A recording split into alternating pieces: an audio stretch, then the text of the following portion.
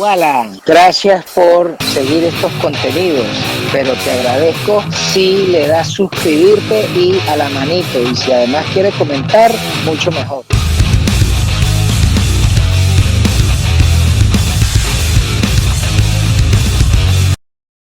Muy buenos días. Hoy es 20 de diciembre del 2023. Son las 8:30 de la mañana. A este espacio le llamamos Sincericidio.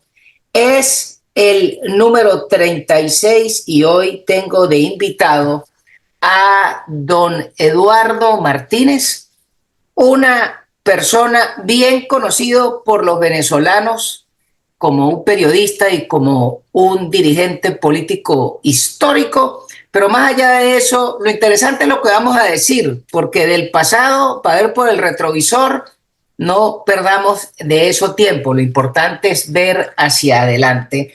Y particularmente hoy quería hablar un punto con don Eduardo, que es ver cuál fue la Venezuela que dejamos en el pasado, de esas tradiciones navideñas, de dónde salieron y qué es lo que algunos todavía soñamos y qué es lo que no va a volver. Pero antes de pasar a ese punto, no quiero dejar pasar el desastre que significa allá en la Nación del Norte la decisión de la Corte Suprema de Colorado, donde 7 jueces designados por los demócratas, 4 a favor y 3 en contra, votaron para soplarse a Donald Trump de la tarjeta, es decir, lo inhabilitaron, supuestamente por la 14ª enmienda, que fue una enmienda escrita para prohibir que los militares que habían participado en la guerra de secesión tuvieran cargo público. Pero más allá de eso, lo interesante es que esa enmienda está para todo agente del gobierno, y resulta que el cargo de presidente de la República no es un agente de gobierno, sino un oficial electo. Entonces ahí están violando esa enmienda. Y lo segundo es la posición del candidato Vivek Ramaswamy, que dice que eso es una violación a la decisión de los ciudadanos de elegir a alguien, y él le plantea a los demás candidatos que si Donald Trump no está en el ticket para ser electo, que todos se retiren y dejen la primaria en el aire, porque no pueden permitir esto. Y lo último es que ahora vamos a ver en cuánto tiempo llega la Corte Suprema para la decisión si mantienen esa locura, toda vez que demandas similares ya habían pasado en 4 estados antes y las habían rechazado. Esta es la primera que pasa. Y la última es que ya hay ciudadanos diciendo que en la papeleta de elección de los Estados Unidos pueden aparecer los nombres de los candidatos, pero tú puedes escribir a mano quién quieres tú que sea el candidato, y ya están planteando que el día de la votación que cada quien escriba el nombre de Donald J. Trump. Bueno, don Eduardo, con esta introducción, pues quiero escuchar su opinión y muy buenos días. Buenos días, estamos bueno, gracias por la invitación a pocos días de Navidad. Me imagino que usted está muy atareado preparando su cochinito para la Nochebuena, adobado como lo hacen en el Táchira y allá arriba en la sierra. Y vamos a entrar, bueno, eso es una modalidad que hay ahora en el mundo, que cuando la gente no tiene votos quiere ganar la elección que no puede ganar, son judicializando al otro candidato para inhabilitarlo. Eso no es nada nuevo. Se usa el sistema de justicia para hacer eso. Y en estos tiempos nosotros estamos viendo en Estados Unidos cómo Trump está arrollando en las encuestas. Y eso no quiere decir si yo estoy o no estoy a favor, porque esa es una historia en la cual yo no me meto, porque yo vivo en otro país, yo no vivo allá y además no soy ciudadano de ese país, que son los Estados Unidos. Y hay que respetar. Pero en vez de los venezolanos aquí en Venezuela estar pendientes de lo que tenemos que estar pendientes, aquí en Venezuela en los chats, unos se alegran, unos celebran, unos amenazan porque están sacando de la competencia a Donald Trump, que es su candidato. Y bueno, eso es como ir a un juego de béisbol entre los Yankees y los Medias Rojas de Boston. Y eso nosotros, bueno, lo vemos desde el burladero, pero eso es querer torcerle el rabo al cochino. Es decir, que la gente tiene que decidir, tiene que votar y elegir el que es candidato. Y el tema electoral no puede ser tema de los tribunales, llevarlo a los tribunales, sobre hechos que no se han demostrado hasta ahorita, ni a través de los medios, por más que manipulen las informaciones, los videos y grabaciones, que las pongan fuera de contexto, y en cortes, en juicios abiertos, con jurados, con testigos, y que sea abierto al público norteamericano. De momento lo que hay son los tribunales de la opinión pública a través de las grandes cadenas. Eso es lo que, como yo veo esta situación que se está presentando en Estados Unidos. Y desde el punto de vista electoral, eso ya yendo a lo que es el proceso de votación, la campaña electoral, eso le está haciendo un gran daño al que sea el candidato demócrata, porque los espacios de noticias, de comentarios, los está ocupando Donald Trump en aquello que se decía antes: no importa que hablen mal, pero que hablen de ti. Bueno, le están haciendo la campaña. Me imagino que Trump sabrá agradecerlo si gana las elecciones, obviamente. ¿Qué le parece, amigo Gocho, si nos vamos más a las cosas locales? Es correcto, no, pero quería solamente abrir, porque esa es la noticia del día, sobre todo porque lo que pasa en los Estados Unidos nos afecta a nosotros directamente, toda vez que la decisión de nuestra candidata de presentarse en la Corte de Bufones para meter un escrito para tratar de hablar del problema de su inhabilitación pasa por la sugerencia de que fue del 1600 de la avenida Pensilvania que le dijeron a ella: vaya y se presenta en la Corte. Entonces, como lo que nos afecta aquí es lo que pasa allá, pues había que arrancar el día con la noticia que más afecta a ese problema. Pero volviendo al tema de nosotros, esta es una Navidad sui generis, luego de 25 años de mandato de estos sarnosos que nos han destruido la vida. Pero es que hay mucha gente, luego de 25 años, que no conocieron la Venezuela por la cual nosotros todavía recordamos. Y sobre eso quería ahondar un poco más, pues usted me lleva un poco más de canas y la realidad es que nosotros, cuando hablamos de tradiciones venezolanas, empezando por las hallacas, pues hay que tener claro dos cosas.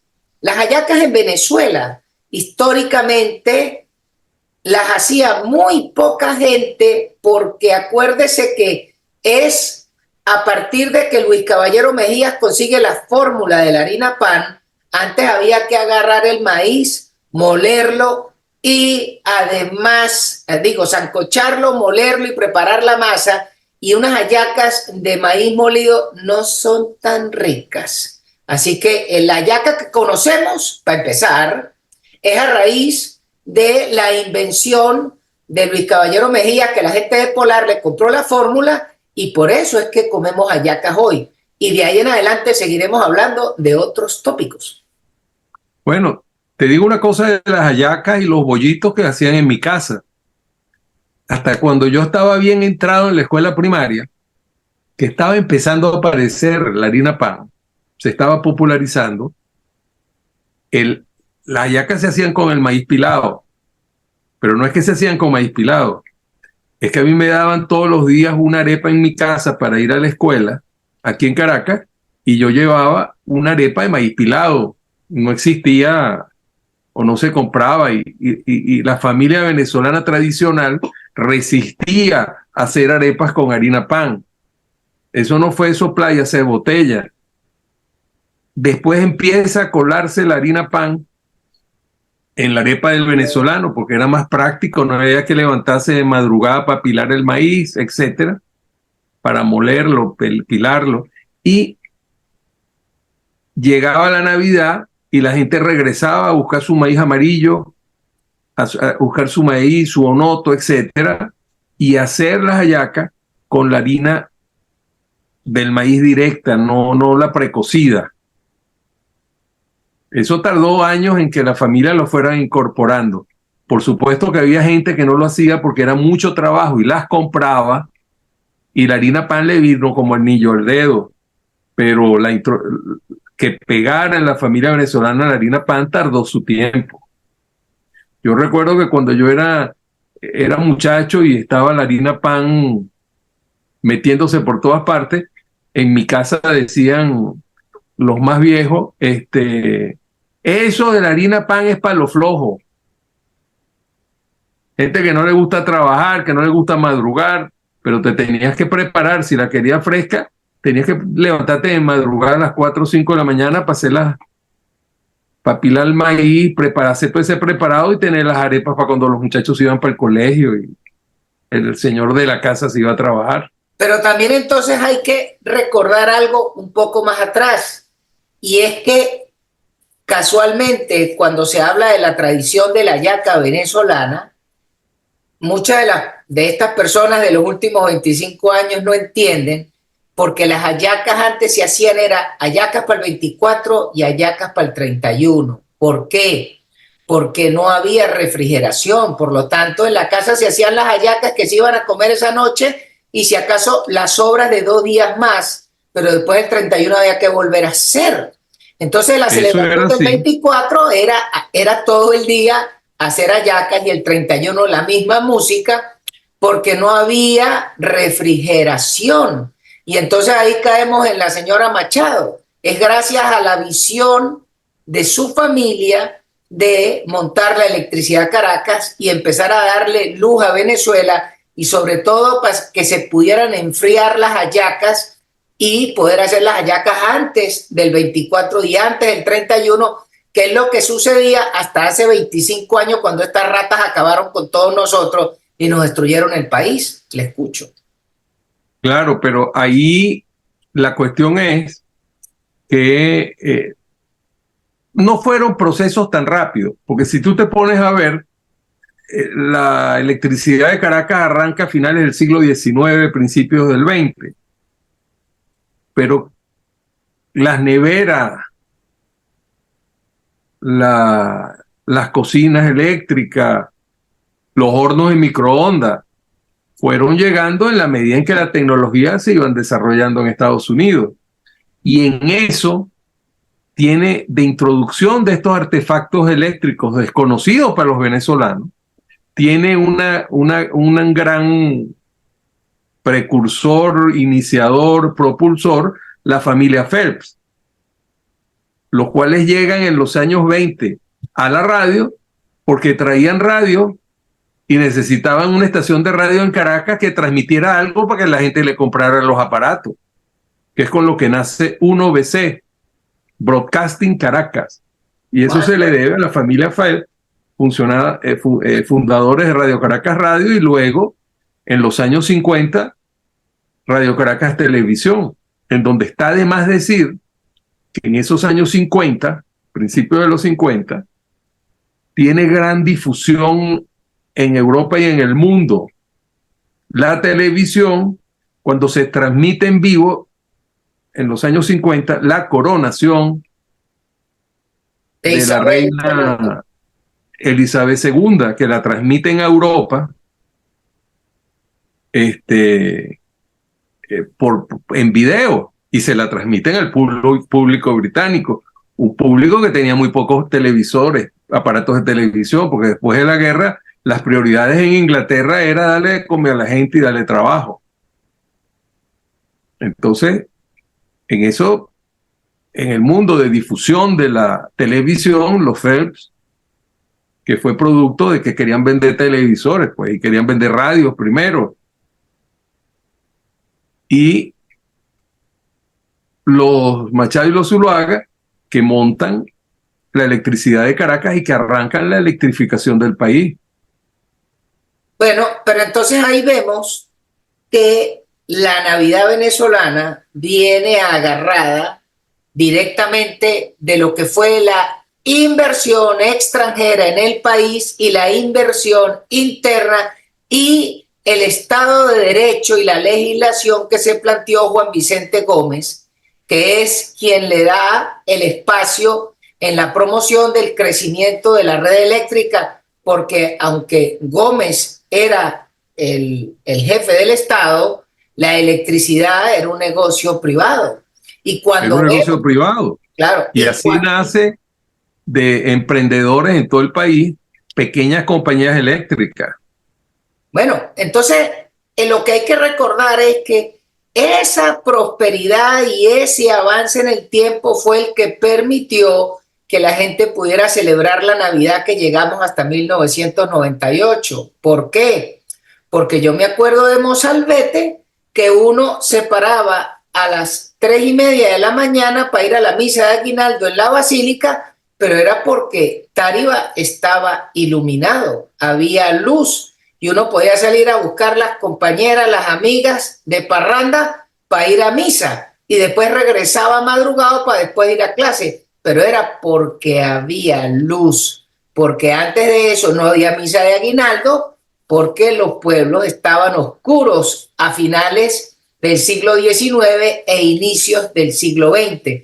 Entonces, ese tipo de cosas que hay gente que lo asume por default, pero lo que nosotros llegamos a hacer para 1998 fue el avance, la invención, el talento de una cantidad de personas, de inversionistas que apostaron en Venezuela, tanto privados criollos como privados extranjeros, y un gobierno que permitió que eso sucediera hasta que llegaron estos ágrafos que creyeron que habían inventado la rueda, que habían descubierto el agua tibia y decidieron cogérselo todo, robárselo todo, aprovechando de la impunidad que les daba manejar todos los hilos del gobierno. Le escucho, don Eduardo. Bueno, ahí tú dices algo que es verdad. Si la gente que está en este régimen hubiera manejado el negocio de los vehículos automotores, todavía estaríamos con las ruedas cuadradas, porque no tienen sentido de la realidad alguno, ni sentido de los tiempos. Es decir, Venezuela, la gente común y corriente, fue la que impulsó el progreso de este país en momentos que Venezuela era un país pobre. Porque hasta que apareció el petróleo y bien pasados los años 30, es que la riqueza que genera el petróleo empezó a impactar a la gente común y corriente. Impulsó la producción rudimentaria al principio, porque ¿cuáles eran las industrias? Hasta que vivió Gómez, el principal centro industrial del país era Maracay. Por supuesto que la mayor parte de los negocios le pertenecían, directa o a través de testaferro. Pero en Maracay estaban las grandes industrias, la mantequilla, el queso, los mataderos, la industria zapatera. Pero en el fondo todo giraba alrededor del procesamiento industrial del sector agrícola, porque era lo que giraba alrededor de la matanza de reses y del ordeño, que era la fábrica del calzado porque eran tenerías de cuero, y los lácteos porque era el procesamiento de la leche de forma industrial. Pero era el desarrollo del campo aguas abajo lo que generó esas industrias, y eso es quizás de lo que yo tanto insisto. Nosotros necesitamos generar más de 10 millones de empleos y hay que ver es para el campo, no para la industria petrolera. Una de las cosas la industria petrolera bien administrada o medianamente administrada según los más críticos, generaba unos 50,000, unos 20,000, 30,000 puestos de trabajo directos. Hoy en día no sabemos cuántos trabajos directos genera, pero subvenciona a más de 100,000 personas que cobran en PDVSA y que se dedican a cualquier cosa distinta a la producción, refinación de petróleo y distribución. Y eso es una realidad esa gente no sé dónde se va a insertar cuando agarren el toro por los cachos y hagan una auditoría de personal en PDVSA y empiecen a recortar trabajadores que no se saben dónde están ni quiénes son. Bueno, yo vuelvo a insistir, es lo mismo que está pasando al señor Milei con los ñoquis en Argentina, que ahora que cambió la tortilla, están apareciendo colas de personas llegando a los ministerios para ir a presentarse a trabajar y le dicen, ¿y qué haces tú aquí? Y dice, no, yo soy empleado, yo parezco en nómina, tal, y, pero si yo nunca lo he visto en mi vida, pero voy más allá. Vuelvo al punto. En el mejor momento de la PDVSA, cuando el Sambo vota a la gente, PDVSA tenía 20.000 empleados directos y póngale que aguas abajo tuviera llegar hasta 200.000. Pero es que el punto es que Venezuela hoy necesita generar más de 10 millones de empleos. Entonces el país tiene que quitarse... Productivos. Claro, empleos productivos, porque por supuesto, hoy PDVSA le aporta supuestamente el dinero a el fisco y el fisco paga 3,5 millones de pensionados mal pagados y unos 2,5 millones de empleados públicos. O sea que con el chorrito que genera PDVSA y el negocio del CENIAT le pagan la cuenta a 5,5 millones de personas, pero eso es improductivo. Entonces un país que necesita generar más de 10 millones de empleos, hay que voltear y ver para el campo. Hay que voltear a ver a los empresarios privados. Y cuando digo empresarios privados es desde Julián, que tiene una parcela de 2,000 metros cuadrados en Mesa de Aura, y a Porca, Cebolla y Cebollín. Y de ahí en adelante para allá. Pero volviendo al tema de la Navidad, hay que recordar otra tradición nuestra, que era salir a patinar en las noches de las Navidades.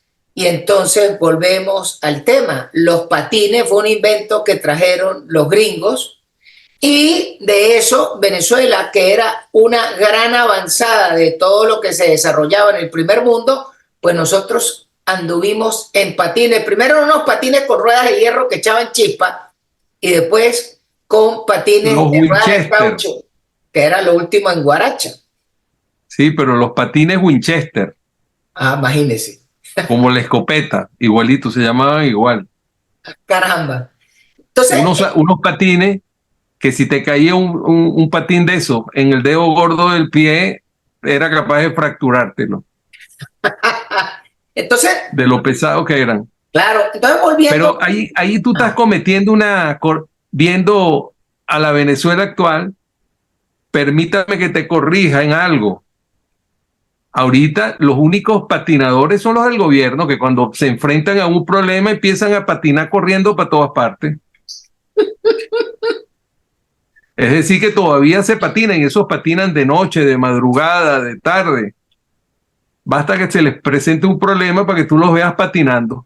Sí, sobre todo con lo pasado la semana pasada, cuando vino el malandro presidente de Guyana, se quitó la pulserita y le restregó en la jeta, tanto al bobo de Cúcuta, que es un colombiano irresponsable, traidor, basura, invasor, pero sobre todo el señor de los 8 soles y el G.I. Joe que tiene al lado del ministro de Interior, que delante de los guyaneses les restregaron una toalla de excremento en la cara, dijeron el Esequibo es de los guyaneses, y estos bolsas no dijeron nada. Y luego la declaración es, no, fue una reunión de alto nivel y logramos cosas muy importantes. Sí, perder el Esequibo, estúpidos. No, y además ¿tú sabes qué es lo más importante de ese documento?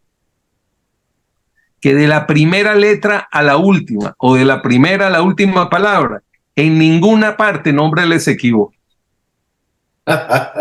Eso es lo peor de ese documento. Fuiste por el Esequibo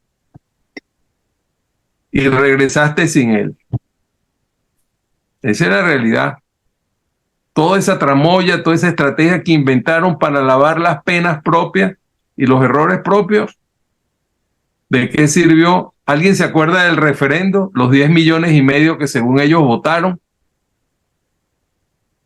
Bueno, ahí lo que se probó es que el fantasma Gasparín es una realidad tangible, porque agarraron a un fantasma, lo pasaron por un tamiz y lo transformaron en 10,5 millones de fantasmas que cuentan como electores, porque el día de ese referendo no había nadie en los sitios de votación. No había nadie.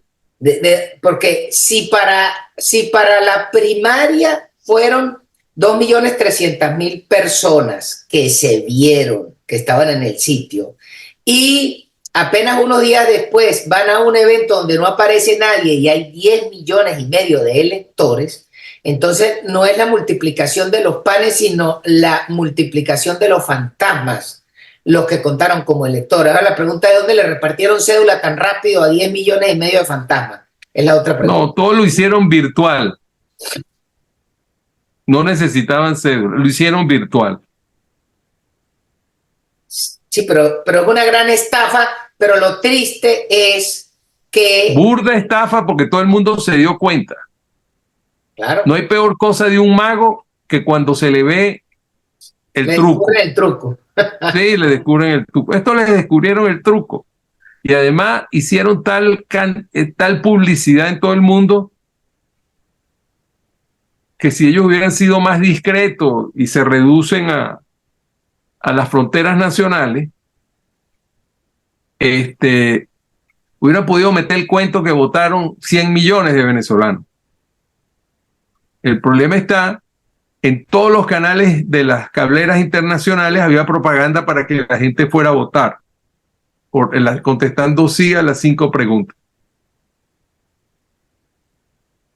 Claro. Eso fue lo que sucedió. Claro, pero lo terrible es que hace 10 años usted hubiese tapado ese cuento, pero hoy en día todo el que está conectado en WhatsApp toma una foto de la puerta de su centro de votación cada media hora y no hay nadie, y la publica y son millones de evidencias gráficas que no las puedes borrar. Por más de que pongas un sesgo en CanTV, en la transmisión, hay gente que tiene, por ejemplo, aquí, Macho, que se precia, tiene una conexión de internet colombiana. Entonces, ¿cómo van a hacer estos infelices para trancar la transmisión de los criollos del Táchira, del evento electoral, cuando todo el mundo en tu casa tiene una conexión colombiana? Entonces, por ahí no lo puedes censurar, no lo puedes pasar por CanTV, y una vez que eso sale, eso riega como pólvora. Y lo mismo los que están en Guiria, que seguro que tienen conexión de celular de Trinidad, y los que están en Falcón, que tienen conexión de celular de Aruba. Entonces, ¿cómo vas a trancar esa realidad tan patética y quedar expuesto? Claro, unos caraduras que no les importa nada, pues bueno, no pasa nada, pero para nosotros es una tragedia como país. Claro. Veo que nos quedan unos 9 minutos. Correcto. Te tengo una primicia. Ahora vamos a las primicias y los tubazos. Ok, le escucho. Hay algo que no se conoce, no se llama así, que todo el mundo habla de la invasión andina. Y Ramón J. Velázquez, el expresidente Ramón J. Velázquez, escribió sobre ese tema, los andinos en el poder.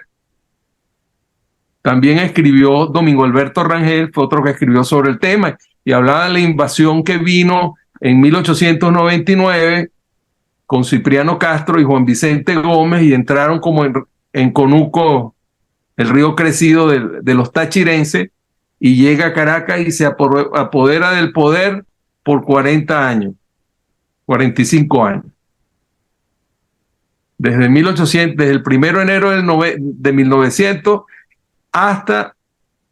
No, 1945. Ellos llegaron a Caracas en octubre de 1899. La revolución comienza en marzo y en octubre ya habían coronado Caracas. Los dos en muletas, porque Gómez y Castro estaban en Valencia escribiendo cartas, porque los dos estaban heridos y los caraqueños los entregaron. Entonces resulta que llegan a Caracas ese río, esa invasión, la invasión andina, y todo el mundo habla del siglo XX de eso, pero nadie se da cuenta de la invasión maracucha con la gaita. Nadie se dio cuenta de eso. Resulta que cuando yo era niño, hasta mediados de los años 60, en la escuela primaria, tú lo que oías en Navidad era villancico. Toda la colección de villancicos españoles que venía desde la colonia, lo cantábamos en las escuelas. Y resulta que empiezan a llegar un ritmo exótico que es la gaita. Y yo recuerdo la primera gaita que viene a mi mente es la Cabra Mocha. ¿Te acuerdas de esa gaita? Así de vieja es. ¡Wow! ¿Ah? Así de vieja es esa gaita. Ahí te la estoy poniendo, no sé si la oye. Habrá mucha salida, como se quita a comer. ¿La oye? Sí, sí, claro. Afuera, a ver.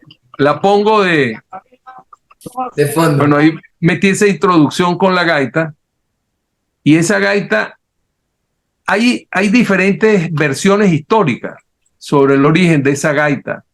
Hay quienes las ubican en los años 20 de un compositor maracucho que se llama Paradelio Hernández. Con ese nombre, Paradelio, creo que no hay que hacer ninguna investigación del origen maracucho y zuliano del compositor. Autor, por supuesto. Y son los conjuntos modernos que arrancan finales de los 50, principios de los 60, que popularizan esta gaita en el resto del país. Y entonces, claro, como es gaita, todo el mundo habla que es maracucha. Pero te tengo una sorpresa con lo liviano, vamos a llamarlo así, que nuestros historiadores y opinadores de turno suelen hacer sus investigaciones y publicarlas. Uno, porque se pierden en la metodología por la rigurosidad de la academia, y otro, porque sin confirmar nada se atreven a opinar de cosas que no saben. Pero yo, con esa facilidad con la cual se pontifica en este país, me voy a permitir cometer el exabrupto de, ¿cómo se llama? De opinar que la gaita tiene un origen tachirense. ¡Ah, caramba! Esa sí no me la sabía. Ah, vea usted que le doy un tubazo a un tachirense de la frontera. Y cuando decimos de la frontera no es despectivo, es de la frontera del lado de acá.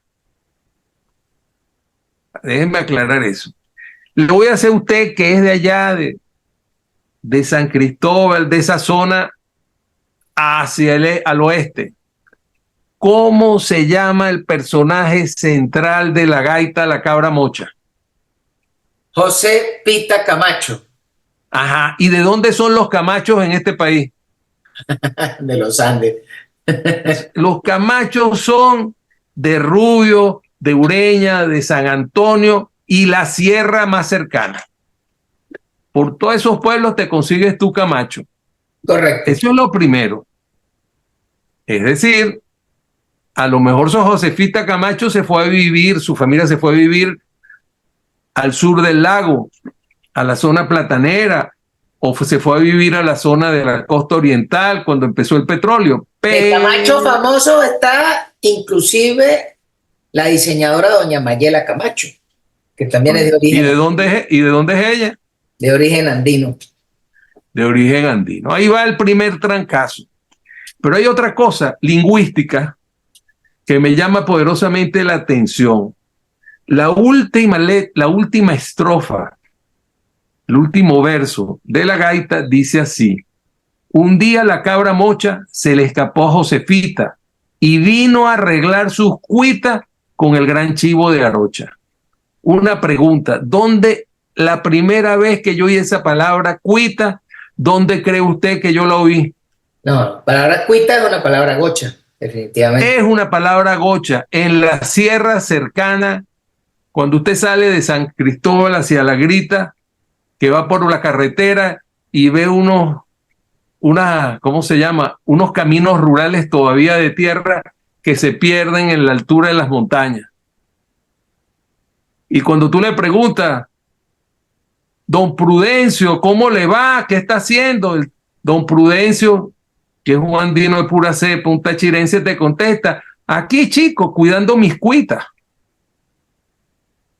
Usted que es de allá, ¿eso es cierto o no es cierto? Correcto, sí.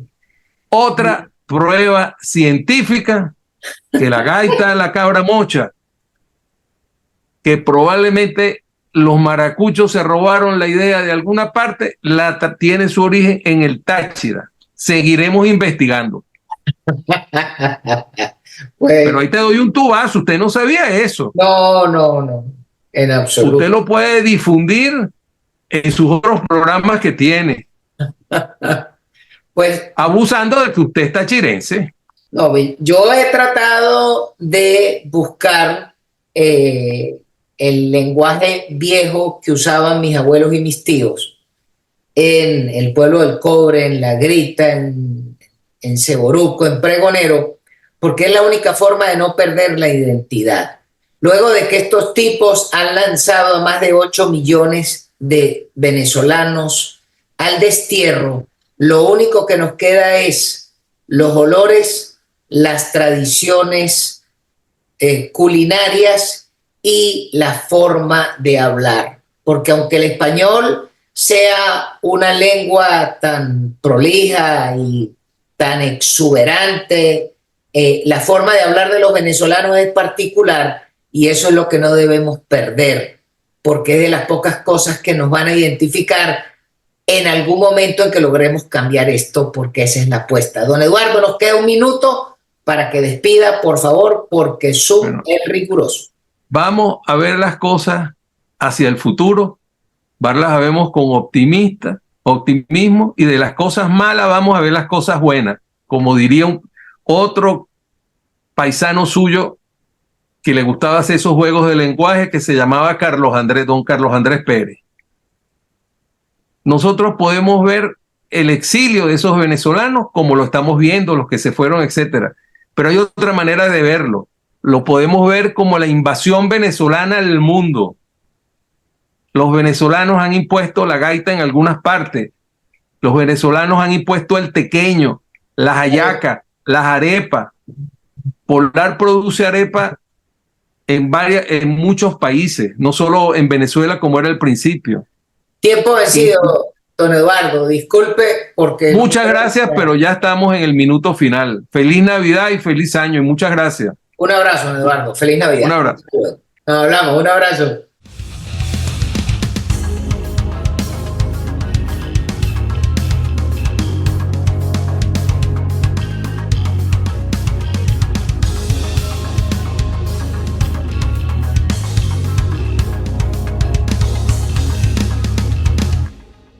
Bollito de corazón a 2.500 el paquete, hallacas de pollo a 2.500 cada una, a la orden los bollitos de mazorca a 2.500 el paquete, bollito de corazón a 2.500 el paquete, hallacas de pollo a 2.500 cada una.